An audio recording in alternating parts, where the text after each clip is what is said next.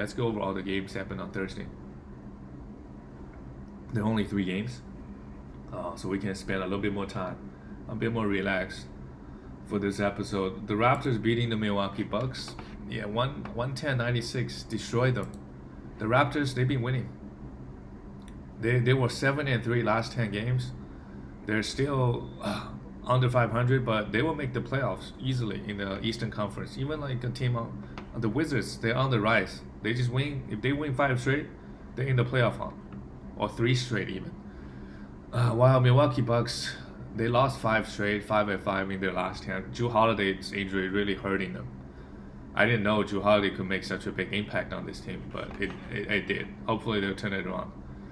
On the Raptors side, Norman Powell, what else can I say? Sell high. He's playing like a top 40 player. Majority of his value is from his insane efficiency. 9 for 12 here, 4 for 7, 7 for 8 from the free throw line. All 3 of them, it's not gonna stick. 29 points is not gonna stick. Got some guys injured on this team. When everybody comes back, he's gonna lose a bit usage and minutes. And once the efficiency fall off, he doesn't really offer you anything else. He's not a big defensive guy.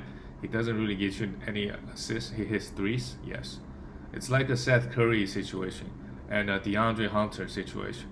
Those guys give you decent scoring due to their insane efficiency, right? Maybe they can stay that all season, but if that's fall off, it's completely gone. The value is completely gone. And I think Norman Powell did this last year as well. Just went on a stretch with insane efficiency. And then got hurt, came back, never the same, never played at the same level.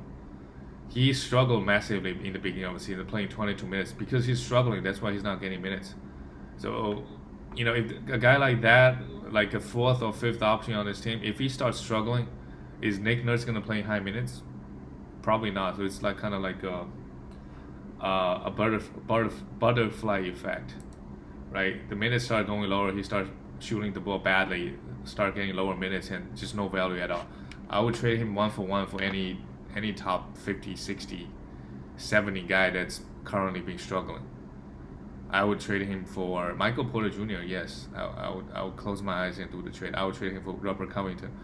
Guys, I would even trade him for Delon Wright. I think Delon Wright gonna have like a top 70 value for the rest of the season because Detroit. They're not gonna play any veterans, and Killian Hayes is months away. He's gonna have way more value than Norman Powell.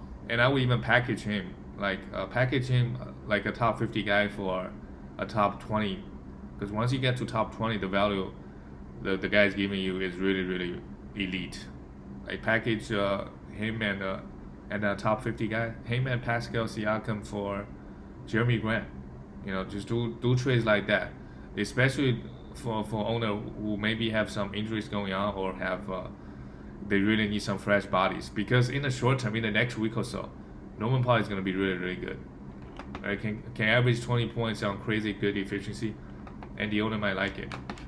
And they really need to win to make the playoffs. So yeah, just do trades like that. OG 26 minutes, no steal and block, still only 26 minutes because he's coming back from an injury. It's a good buy low. I don't know if any owner is going to buy it. And I'll be watching. Majority of his value is coming from the steals. And if the steal fall back to 1.5, he won't be a top. He's ranked 36 in 9 category leagues. If the steal just go back to 1.4, 1.5, which it was last year, he's not gonna be 36. He's gonna be a 60s ranked guy. So if you worry about his steal numbers, you can sell him. To be honest, you get a top 40 guy back. Like I would do that trade. I would trade OG. I would trade OG for Jaylen Brown, who's gonna be a top 40 player. I would trade OG for Chris Middleton. Those guys are gonna be top 40. Those guys not gonna give you the steal numbers. I mean, Jaylen Brown, Jaylen might average 1.3, and OG for the rest of the season might average 1.5. I don't know. Like a guy is basically a one category specialist. I mean, the efficiency is good. He give you some points, some threes, but most of his value is coming from the steals. And if the steals fall off, the value is bad. Siakam, great, 38 minutes, 27, 6 and 5. I filled up the stat sheet. I still had 2 blocks, hit 2 threes. He's also in that range. He's a top 50 guy, top 45th in 9 category leagues. he should stay there. He should stay there. He doesn't really have that one category that pops out. He has 21 points. Yes, that's great. But from where you drafted him, he's probably drafting top 50. So it's not like you draft him in, you picked him off the waiver wire. That's really impressive. For all the guys drafting in the top 50, they all have decent scoring. Most of them, right? Unless you Miles Turner or like one or two category specialist. DeAndre Bembry with Kyle Lowry out. Kyle Lowry, yeah, I worry about Kyle Lowry, to be honest. I know he's an Iron Man, and they say he's gonna miss at least 2 games. He's just getting older and older, and Nick Nurse, we know him, like to play guys 38, 40 minutes. Kyle Lowry every single year start off the season pretty hot, although this season is probably the worst he's been. Ranked 50th. Yeah, I think he should probably just be a top 50 player, 50 player for the rest of the season. I don't think he'll be a top 20 or 30 player. DeAndre Bembry, yeah, in the short term you can stream him for some defensive stat. He's a pretty good steals guy and some assists. The playing minutes is there. The Raptors, they really kind of think, to be honest. Look at their roster. Chris Boucher, Fred VanVleet, 40 minutes, yeah. With Kyle Lowry in and out, he's going to play 38 to 40 minutes. And he's young, not worried about the injuries. One steal and a block again. I don't know. This man blocking so many shots. And as a point guard, there's one thing I noticed with him, why his value is so good, is the turnover rate is so good. He's only averaging 2 turnovers. That's really, really low for a point guard that's averaging almost 7 assists. Right? That's almost, that's just really good. 8 assists this game. I view him as a top 20 to 25. I don't think he's going to be, for the rest of the season, be at 15. Right? I would trade him for Christian Wood. I would trade him for Anthony Davis. All those guys should be better than him. Even a Jimmy Butler, to be honest. I think those guys are better than him for the rest of the season. But the values are really, really close. Milwaukee Bucks side, Chris Middleton just struggling. 6 turnovers. You can tell if a guy is struggling. Not from the field even. 5 for 13. The efficiency already start falling off. But the 6 turnover means with Jrue Holiday out, he has to take a more larger role at playmaking.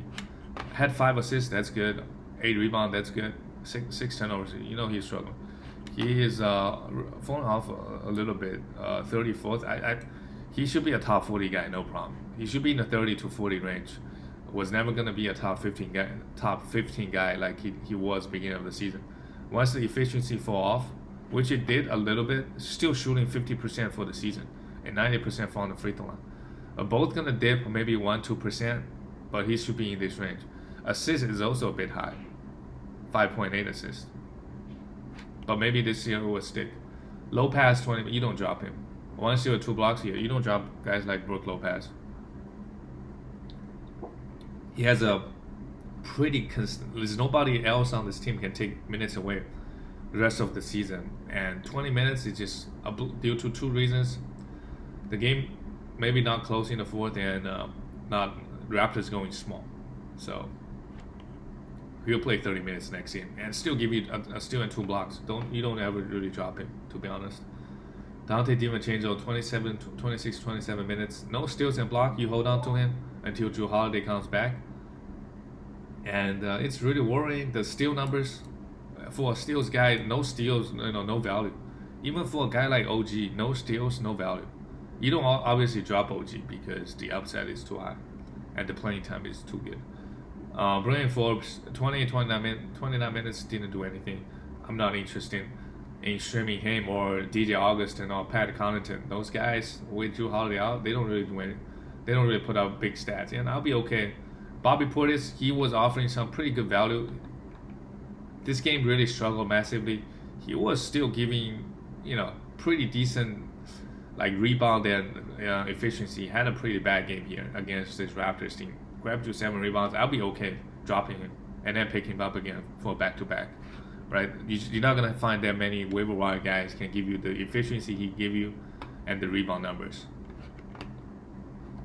Let's go on to the next game. This is Kyrie and LeBron. meeting again. And KD, the news is KD no timetable, hamstring. Nets, they gotta be really careful with KD, right? He was playing huge minutes. Let's see how many minutes he was playing. He was averaging 36 minutes, averaging 29 points. He was going pretty hard beginning of the season, and that's that's always the worry for an injury-prone guy coming back from an Achilles injury. Playing 38 minutes, can he do that all season? Can he get hurt? Yes. And it's very possible he comes back, play a few games. He's gonna start resting back to backs and maybe playing. Just get like a minor injury here and there. So I would be maybe it's a sell high if you can get back a top 5 guy from KD. You do it because his ceiling is probably top 5 and he's gonna miss some games, right? So I would be like Kawhi Leonard is gonna be more healthy than KD for sure. I would make the trade for all the top 5 guys for KD, although he's already fallen off, ranking 9th ranked player. I think this is where he should be on a per game basis. Bruce Brown, not interested in him. Joe Harris hit 6 threes. That's really good. That's majority of his value is from a 3-point shooter with high efficiency. Nothing else. Steal is also good enough. Jeff Green played pretty high minutes. 2 steals, nothing else. You can stream guys like Joe Harris and Jeff Green. I wouldn't roster them full time, right? And DeAndre Jordan. So on the Nets, we got the big 3, and only 3 guys that's worth streaming is really Joe Harris, Jeff Green, and DeAndre Jordan. You can make an argument that you don't really want to roster them full time. Kyrie Irving came back from his injury, struggled a bit. It's very rare to see Kyrie shooting below 50%, and he did here. He was shooting 53% from the field. He's ranked 10th, on the season. Still shooting incredible, 53%. If that's full off, he should be pretty comfortably a top 10 guy.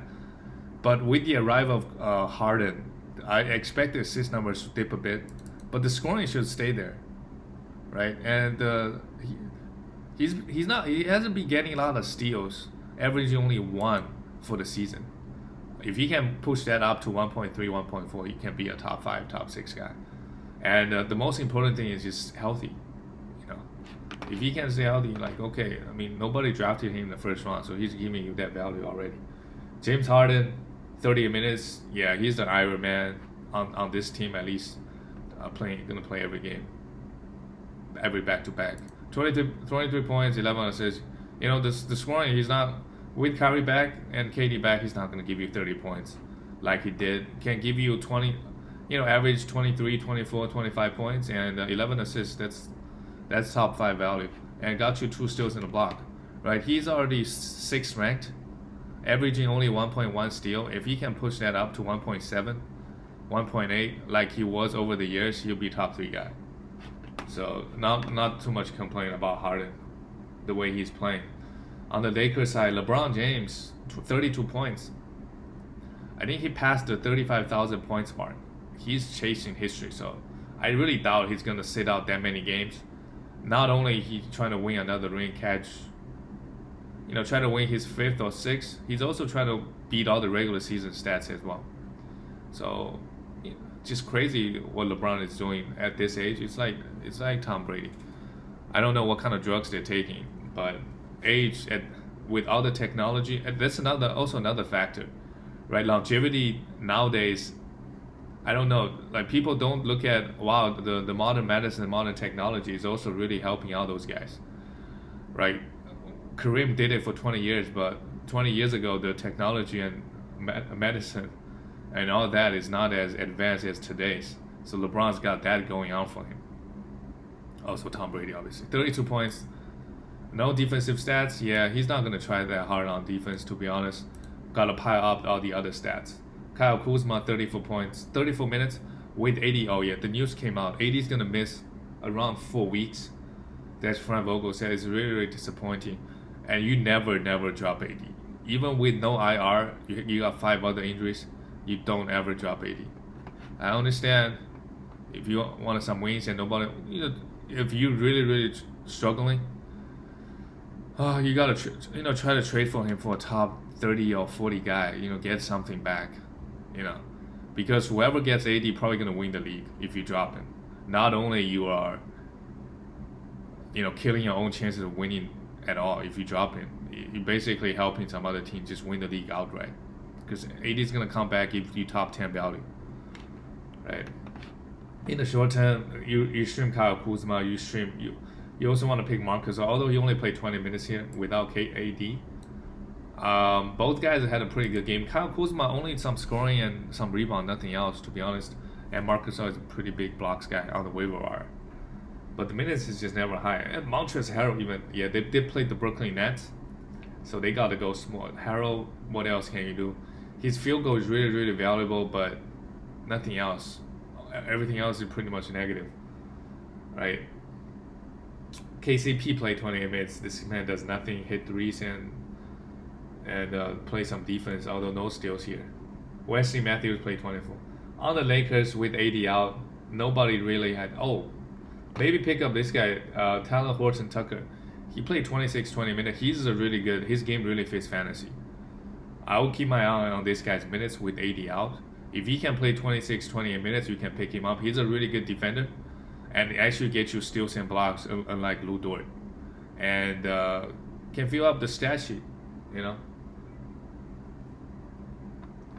Okay, let's move on to the last game of the night. Miami Heat, good. They're winning 118-110. Let's see. Miami Heat after this game, they are still 11th in the Eastern Conference, 12-17. But the good news is they're only like one and a half game away from the 8th seed. So just a couple more wins, they get into the playoffs. Currently the 8th seed is the Hornets, 13-15. Basically, the 4th seed in the East Conference and all the way down to 11th seed, they're all within 2-3 games of each other. So anything can happen at this point. Jimmy Butler, great, another triple-double. Really bad from the free throw line, 1 for 2, but he'll be better than this. Most nights and 13 assists. He's not doing a lot of scoring still, 13 points, and that's okay. He's grabbing you the rebound. He's giving you the assists. He's giving you the steals and, good efficiency from the free throw line. I expect him to be in the top 15 and top 20 range for the rest of the season. Kelly Olynyk popped off 22 minutes. That's worrying. 24 minutes. Obviously played really well this game. I wouldn't roster him unless he gets 30 minutes every night. Bam, also a triple-double. 4 for 4 from the free throw line. I think it's pretty bad for Bam owners because you drafted Bam expecting the steals and blocks, but he's not giving you that. He's giving you the free throw. So it just kind of threw your draft plan away out of the window if you in category leagues, right? That's just you trading steals and blocks for a free throw. I would do steals and blocks all day, to be honest. But if he's 85-86% free throw shooter, maybe that can help your team. Whatever you were planning on the draft day did not work out. Maybe it did. Duncan Robinson, only a three cent points guy, and this guy's minute is going to be high every game. While Kendrick Nunn, you must roster him until Goran Dragic comes back. He gets 30 minutes every night, and Tyler Hero continues to come off the bench. Maybe it's better for him. He took 17 shots. He has all the green light coming off the bench, so that's good. Great efficiency, but this guy doesn't really fill up the stat sheet at all. Really just points and threes. Sometimes you just hate guys like that. Obviously great. His ranking for the season is what is Tyler? 142nd. Wow, that's actually pretty bad. Because he does nothing else. He gave you 17 points, and also bad from the free throw line, 77%. I thought he's a great free throw shooter, but he's going to the line 2.5 times. So even he's a 85% free throw shooter, his ranking is not going to be that much different. Maybe top 120, top 111. Just really the points and nothing else. And he's not a big 3-pointer shooter as well.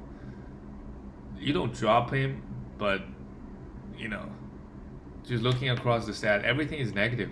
Just the points. Rebound is okay. Everything is negative. The efficiency from the field and from the free throw line. No assists, no steals, no blocks, and give you 2.5 turnovers. Iggy, 23 minutes. This guy filled up the stat sheet. You know, 3 steals here and can give you blocks and sometimes assists as well. And on the Kings side, where is Kings this season? Wow, they're really bad this season. 12th. Wow, can they make the playoff this season? I'm not exactly sure. They have lost. Oh my goodness, they lost 5 straight. Man, they lost 5 straight. They gotta turn it around somehow. Bielitsa is a pickup, for sure. This man does an insane efficiency. Again, he does this every season, I think, on the stretch with guys hurt.